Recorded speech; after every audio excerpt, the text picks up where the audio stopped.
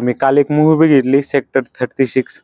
तर त्याच्यात भरपूर गोष्टी शिकायसारख्या आहेत. तर स्टोरी अशी की तो विक्रांत मेस्सी म्हणजे एक सायको किलर असतो आपला 12th फेल मधला जो हिरो तो सायको किलर असतो आणि तो लहान मुलांना मारत असतो. तर पोलीस त्याला पकडतात. त्याचा मालक पण ह्या केसमध्ये इन्व्हॉल्व असतो. तर ह्याच्यात आपल्याला शिकायसारखं काय की सिस्टमला कसं बेंड करू शकतो आपण, जी सिस्टम आहे बनलेली. आणि हे रिअल लाईफमध्ये पण लागू होतं. मागाच्या आपण जर केस बघितले, पूजा खेडकरची केस असेल किंवा RJ कार मेडिकल हॉस्पिटलमध्ये घडलेली केस असेल, सिस्टम बेंड केलेली. तर ते सांगतात की ह्याच्यातून आपल्याला शिकायसारख्या 3 गोष्टी. म्हणजे पहिली, एक तर तुमच्याकडे पैसा पाहिजे. दुसरी गोष्ट, तुमच्याकडे काय पैसा नसेल तर काहीच होऊ शकत नाही. दुसरी गोष्ट, तुमच्याकडे पाहिजेत कनेक्शन. आणि कनेक्शन असे लॉयल कनेक्शन पाहिजे ते.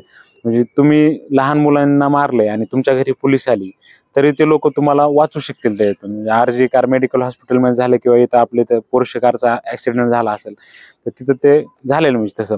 आणि तिसरी सगळ्यात महत्त्वाची गोष्ट म्हणजे गोष्टी जर हातातून निघून गेल्या तर तुमच्याकडे एक पपेट पाहिजे, त्याच्यावर आपण तो गुरु आरोप त्याच्यावर टाकून द्यायचा आणि आपण बाजूला निघायचं.